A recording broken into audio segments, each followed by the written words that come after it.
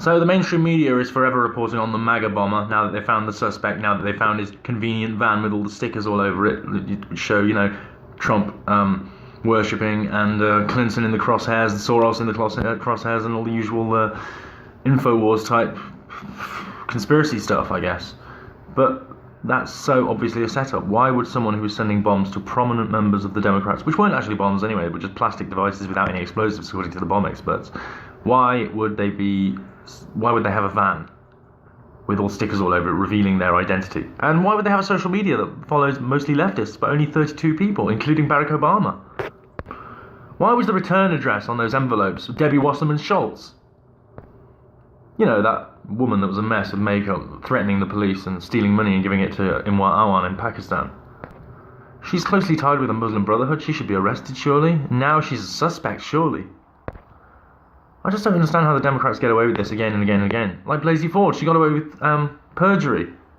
She assisted her friend McLean, whatever her name was, Monica McLean, through a polygraph test, and she told the court under oath that she didn't assist anyone through a polygraph test, and the lawyers took over, in fact, because it was a contentious issue. So she lied. She also lied about being scared of flying, but nothing seems to be getting done about it.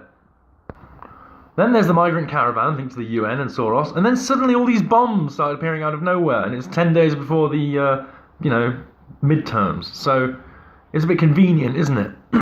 And now the left can virtue signal more pious than ever and say, everyone wearing a red hat is basically wearing a swastika.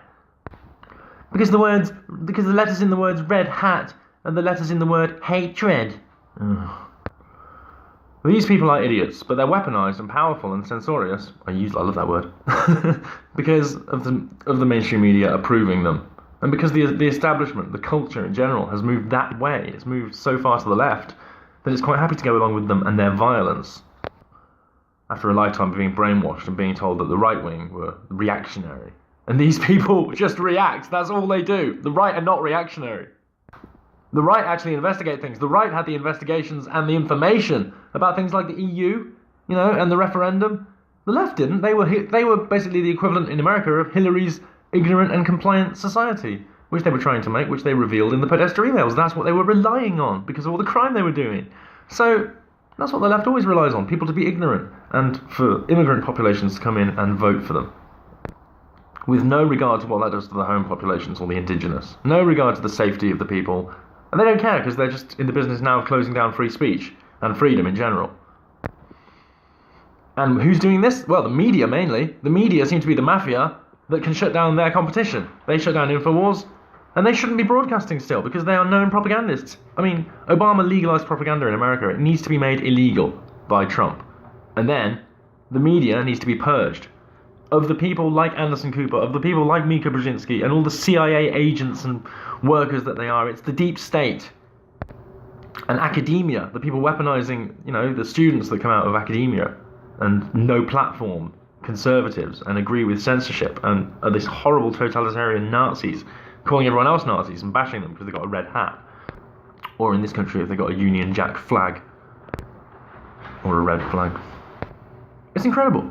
It's completely immoral. And the media completely backs it. And all the celebrities completely go along with it because the celebrities are brainwashed by the media. I think that's why the media is it is staying there, basically, so it can brainwash influential people.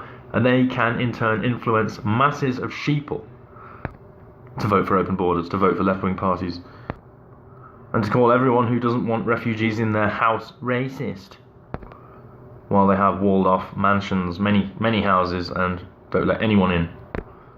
Just like the Pope in the Vatican. They've got giant walls around the Vatican, and he says that there should be no borders, that refugees and migrants should be allowed to go freely wherever they want. Apart from the Vatican, I guess.